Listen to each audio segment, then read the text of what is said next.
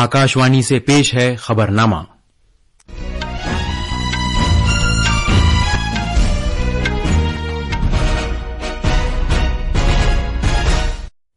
आदाब।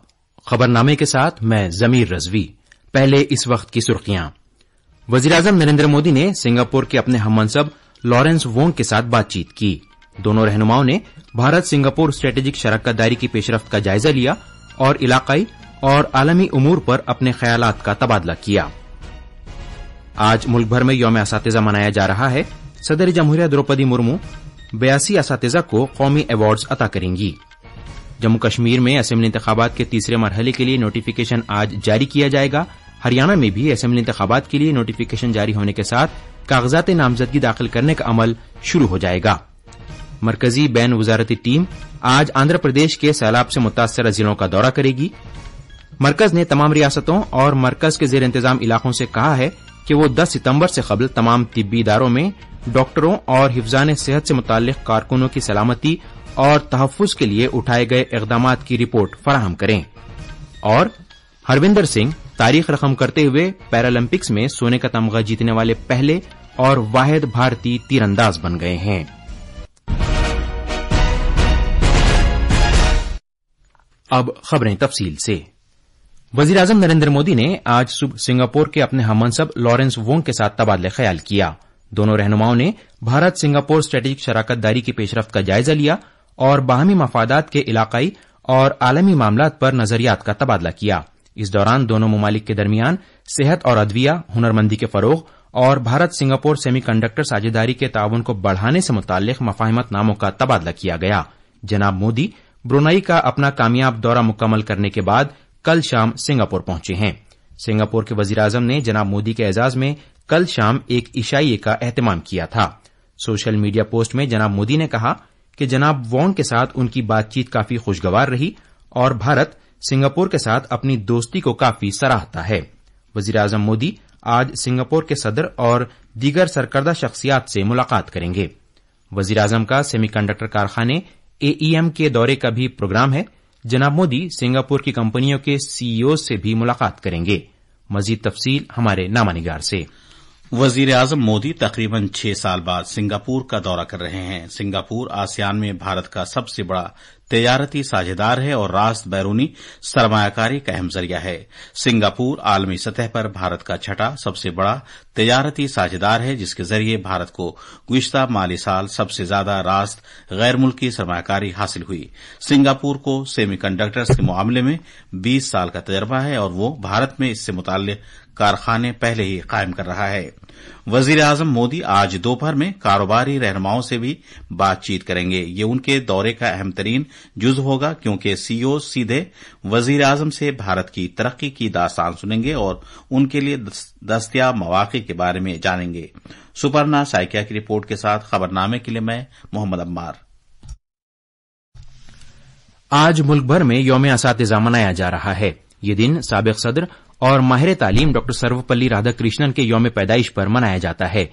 सदर जमहूरिया द्रौपदी मुर्मू आज नई दिल्ली के विज्ञान भवन में 82 असातिज़ा को कौमी अवार्ड्स अता करेंगी।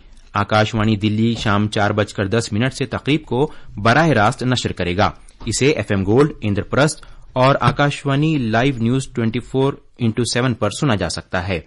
ये प्रोग्राम आकाशवाणी के YouTube चैनल आकाशवाणी AIR पर भी बराह रास्त नशर किया जाएगा। तालीम की वजारत का स्कूली तालीम और ख्वानदगी का महकमा मुल्क के बेहतरीन असातिज़ा को कौमी अवार्ड से सरफराज किए जाने के लिए असातिज़ा के दिन के मौके पर हर साल एक कौमी सतह की तकरीब मुनक़द करता है। कौमी अवार्ड्स का मकसद मुल्क में असातिज़ा की मुनफरिद खिदमात का एतराफ करना और उन असातिज़ा को एजाज बख्शना है जिन्होंने अपनी अहद बस्तगी और सनत के जरिए न सिर्फ स्कूली तालीम के मेयार को बेहतर बनाया है बल्कि अपने तलबा की जिंदगियों को भी खूबसूरत बनाया है। अमृत उद्यान आज यौम असातिज़ा के मौके पर सभी असातिज़ा के लिए खुसूसी तौर पर खुला रहेगा। राष्ट्रपति भवन के गेट नंबर 35 से दाखिला होगा। सेंट्रल सेक्रेटेरिएट मेट्रो स्टेशन से गेट नंबर 35 तक असातिज़ा की सहूलत के लिए एक मुफ्त शटल बस सर्विस दस्तयाब होगी। अमृत उद्यान मौसम गर्मा के सालाना एडिशन 2024 के लिए पिछले माह की 16 तारीख से इस माह की 15 तारीख तक आवाम के लिए खुला है। यहां पीर के दिन के अलावा صبح 10 بجے سے شام 6 بجے تک لوگ آ سکتے ہیں۔ داخلہ مفت ہے۔ سیر کے لیے آنے والے افراد راشٹرپتی بھون کی ویب سائٹ پر اپنے آنے کی بکنگ آن لائن کرا سکتے ہیں۔ بغیر بکنگ کے آنے والے افراد گیٹ نمبر 35 کے باہر موجود اپنی مدداب کیوسک کے ذریعے خود کو رجسٹر کرا سکتے ہیں۔ اس ایڈیشن کے دوران اب تک 1.5 لاکھ سیاح امرت ادیان کی سیر کر چکے ہیں۔ اس سیر کے دوران سیاحوں کو ماحولیات کے بارے میں بیداری پھیلانے کے لیے بیجوں کی مدد سے بنا کاغذ دیا جاتا ہے جس سے پودا اگایا جا سکتا ہے۔ اتر پردیش کے لکھنؤ میں آج یوم اساتذہ کے موقع پر ملک میں شاعری کی سب سے بڑی تقریب کبھی کمبھ کا انعقاد کیا جا رہا ہے۔ اس کے ساتھ ہی پریاگ راج مہاکمبھ 2025 کا آغاز ہوگا۔ یہ ہندی ساہتیہ اکادمی کی جانب سے منعقد کیا جانے والا تیسرا کبھی کمبھ ہوگا۔ پہلی 2 تقریبات ہستینا پور میں منعقد کی گئی تھی۔ آکاش وانی کے نمائندے نے خبر دی ہے کہ یوم اساتذہ کے موقع پر شروع ہو رہے شاعری کے اس 3 روزہ میلے میں ملک اور ریاست کے قریب 340 سرکردہ مرد اور خواتین شعراء حصہ لیں گے۔ پیش ہے ایک رپورٹ۔ ملک کے شاعری کے سب سے بڑے فیسٹیول میں مرد و خواتین شعراء مہاکمبھ کی عظمت بیان کرنے والے شلوک پڑھیں گے۔ 3 روزہ کبھی کمبھ کے دوران کل ہند کبھی سمیلن آج اور کل منعقد کیا جائے گا، جہاں ڈاکٹر انامکا جین امبر، ڈاکٹر ہری اوم پوار، کویتا تیواری، سنتوش آنند، ڈاکٹر پروین شکلا، ششی کانت یادو اور آشیش جیسوال جیسے نامور شعراء شائقین کو محظوظ کریں گے۔ اس کے علاوہ موٹیویشنل اسپیکر اودھ اوجھا، آچاریہ پرمود کرشنن، پوجیا باپو چنمینند اور معروف فلم نغمہ نگار اے ایم تراز کو بھی لکھنؤ کے اندرا گاندھی پرتشٹھان میں منعقد ہونے والی اس تقریب کے لیے مدعو کیا گیا ہے۔ لکھنؤ سے سشیل چند تیواری کی رپورٹ کے ساتھ خبرنامے کے لیے شبانہ رحمان۔ یہ خبریں آکاش وانی سے نشر کی جا رہی ہیں۔ جموں کشمیر میں اسمبلی انتخابات کے تیسرے مرحلے کے لیے نوٹیفکیشن آج جاری کیا جائے گا۔ 1 اکتوبر کو اس مرحلے میں 40 اسمبلی حلقوں میں پولنگ ہوگی۔ کاغذات نامزدگی داخل کرنے کی آخری تاریخ 12 ستمبر ہے۔ کاغذات کی جانچ پڑتال اگلے روز کی جائے گی، جبکہ امیدوار اس مہینے کی 17 تاریخ تک اپنے کاغذات نامزدگی واپس لے سکتے ہیں۔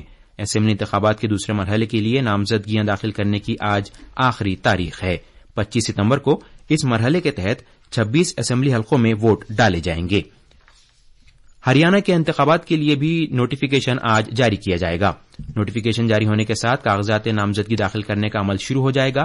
کاغذات نامزدگی اس مہینے کی 12 تاریخ تک داخل کیے جا سکتے ہیں، جبکہ کاغذات کی جانچ پڑتال اگلے روز کی جائے گی۔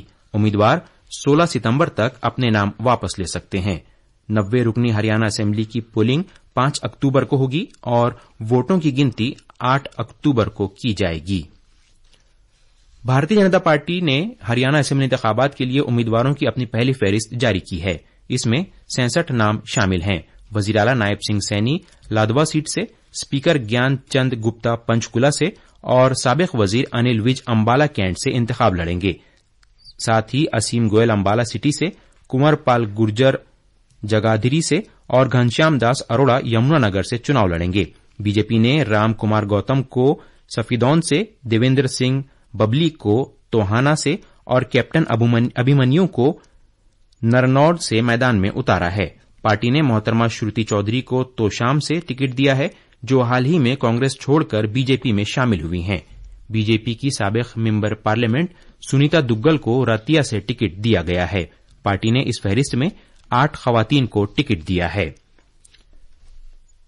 مرکزی بین وزارتی ٹیم آج آندھرا پردیش میں Krishna, N T R, Guntur اور سیلاب سے متاثرہ ضلعوں اور دیگر علاقوں کا دورہ کرے گی۔ مرکزی وزارت داخلہ میں آفات کے بندوبست کے ایڈیشنل سیکریٹری سنجیو کمار جندل کی قیادت میں یہ ٹیم سیلاب سے ہونے والے نقصانات کا معائنہ کرے گی اور متاثرین سے براہ راست بات چیت کرے گی۔ خلیج بنگال میں طوفان کے سبب این ٹی آر، کرشنا اور ایلیرو ضلعوں سمیت ساحلی آندھرا پردیش کے مختلف حصوں میں بارش ہوئی ہے۔ محکمہ موسمیات نے اگلے 48 گھنٹے کے دوران ساحلی آندھرا پردیش کے کئی ضلعوں میں اوسط سے شدید بارش کی پیش گوئی کی ہے۔ مزید تفصیل ہمارے نامہ نگار سے۔ سیلاب کے اثر سے ابھر رہے وجے واڑہ اور این ٹی آر ضلعوں کے حصوں میں آج صبح سویرے بارش ہوئی۔ ریاستی حکومت کی ایجنسیوں نے بتایا کہ وجے واڑہ میں تازہ بارش سے سیلاب کی موجودہ صورتحال پر کسی بڑے اثر کا امکان کم ہے۔ وجے واڑہ سے سری سائی کی رپورٹ کے ساتھ خبرنامے کے لیے میں محمد عمار۔ آندھرا پردیش میں سیلاب سے متاثرہ علاقوں میں مدد کرنے کے لیے آفات سے نمٹنے والی قومی فورس NDRF کی کل 26 ٹیموں کو تعینات کیا گیا ہے۔ یہ ٹیمیں مرکزی اور ریاستی ایجنسیوں کے تعاون کے ساتھ بچاؤ اور امدادی کارروائیوں میں سرگرمی سے مصروف ہیں۔ NDRF نے اب تک 319 لوگوں کو بچایا ہے اور تقریباً 12,000 افراد کو باہر نکالا ہے۔ سیلاب سے متاثرہ خطوں میں ضرورت مند لوگوں کو امدادی سازوسامان اور طبی مدد فراہم کی جا رہی ہے۔ بھارت کے محکمہ موسمیات نے اگلے ہفتے مغربی اور وسطی بھارت کے زیادہ تر حصوں میں بڑے پیمانے پر ہلکی سے اوسط بارش کی پیش گوئی کی ہے۔ موسمیات کے محکمے نے اگلے 6 روز کے دوران چھتیس گڑھ میں دور دور تک اور سوراشٹر اور کچھ میں کل تک، جبکہ کونکن اور گوا اور گجرات خطے میں اس مہینے کی 8 تاریخ تک شدید بارش کی پیش گوئی کی ہے۔ محکمہ موسمیات نے مزید کہا کہ ساحلی آندھرا پردیش اور یانم اور تلنگانہ میں آج بہت شدید بارش ہونے کا امکان ہے۔ مرکزی حکومت نے تمام ریاستوں اور مرکز کے زیر انتظام علاقوں سے کہا ہے کہ وہ 10 ستمبر سے قبل تمام طبی اداروں میں ڈاکٹروں اور حفظان صحت سے متعلق کارکنوں کی سلامتی اور تحفظ کے بارے میں اٹھائے گئے اقدامات کی رپورٹ فراہم کریں۔ مرکزی صحت سیکریٹری اپوروا چندرا نے اس سلسلے میں تمام چیف سیکریٹریوں اور پولیس کے ڈائریکٹر جنرل صاحبان کو ایک مراسلہ تحریر کیا ہے۔ ہر علاقے اور ضلع سے کہا گیا ہے کہ وہ زیادہ لوگوں کی آمد و رفت والے اسپتالوں کی شناخت کریں اور سلامتی کی صورتحال میں بہتری کے لیے ان اسپتالوں کو اولین ترجیح والے ادارے تصور کریں۔ اس کے علاوہ یہ بھی کہا گیا ہے کہ وہ صحت اور مقامی پولیس اہلکاروں کے ساتھ تبادلہ خیال کر کے سلامتی سے متعلق آڈٹ کرائیں تاکہ سلامتی سے متعلق اقدامات میں بہتری لائی جا سکے۔ ریاستوں پر زور دیا گیا ہے کہ وہ زیادہ حساس علاقوں میں CCTV کیمرے نصب کرنے اور ان کے صحیح طور پر کام کرنے کو بھی یقینی بنائیں۔ ریاستوں سے مزید کہا گیا ہے کہ وہ اسپتالوں میں تعینات آؤٹ سورس اہلکاروں اور کانٹریکچول ملازمین کے سماجی پس منظر کی جلد از جلد چھان بین کریں۔ مرکز دلی اور قومی راجدھانی خطے میں موبائل وین اور NCCF کی خوردہ دکانوں کے ذریعے 35 روپے فی کلو گرام کی رعایتی قیمت پر پیاز کی فروخت شروع کرے گی۔ صارفین کے امور، خوراک اور سرکاری نظام تقسیم کے مرکزی وزیر پرہلاد جوشی آج نئی دلی میں کرشی بھون میں پیاز کی خوردہ فروخت کا آغاز کریں گے۔ اس کا مقصد مقامی سپلائی کو بہتر بنانا اور پیاز کی بڑھتی ہوئی قیمتوں پر قابو پانا ہے۔ پیرس پیرالمپک 2024 میں بھارت کے ہروندر سنگھ نے مردوں کی تیر اندازی کے انفرادی ریکرو اوپن فائنل میں سونے کا تمغہ جیت کر تاریخ رقم کر دی ہے۔ اس کے ساتھ ہی ہروندر سنگھ پیرالمپکس یا اولمپک کھیلوں میں سونے کا تمغہ جیتنے والے پہلے اور واحد تیر انداز بن گئے ہیں۔ دوسری جانب مردوں کے کلب تھرو F51 فائنل میں 39.29 میٹر کی شاندار کارکردگی کا مظاہرہ کرتے ہوئے ایشیائی کھیلوں کے ریکارڈ کو توڑتے ہوئے سونے کا تمغہ جیتا۔ وہیں بھارت کے پرنو سورما نے 34.59 میٹر کی کارکردگی کے ساتھ چاندی کا تمغہ جیتا۔ وزیراعظم نریندر مودی نے کسی واحد کھیل مقابلے میں سب سے زیادہ تمغے جیتنے پر پیرس پیرالمپک کھیلوں کے سبھی فاتحین کو مبارکباد پیش کی ہے۔ یہ تھیں خبریں۔ اب اخبارات کے آئینے کے ساتھ ہیں شبانہ رحمان۔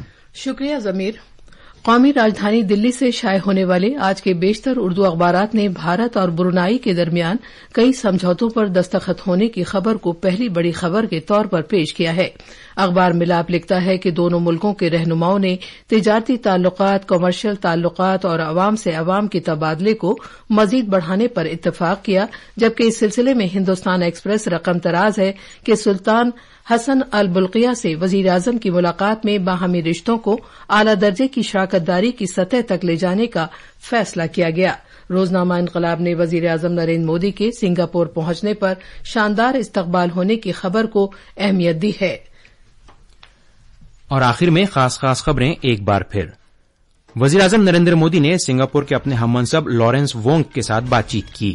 دونوں رہنماؤں نے بھارت سنگاپور اسٹریٹجک شراکت داری کی پیش رفت کا جائزہ لیا اور علاقائی اور عالمی امور پر اپنے خیالات کا تبادلہ کیا۔ آج ملک بھر میں یوم اساتذہ منایا جا رہا ہے۔ صدر جمہوریہ دروپدی مرمو 82 اساتذہ کو قومی ایوارڈز عطا کریں گی۔ جموں کشمیر میں اسمبلی انتخابات کے تیسرے مرحلے کے لیے نوٹیفیکیشن آج جاری کیا جائے گا۔ ہریانہ میں بھی اسمبلی انتخابات کے لیے نوٹیفیکیشن جاری ہونے کے ساتھ کاغذات نامزدگی داخل کرنے کا عمل شروع ہو جائے گا۔ مرکزی بین وزارتی ٹیم آج آندھرا پردیش کے سیلاب سے متاثرہ ضلعوں کا دورہ کرے گی۔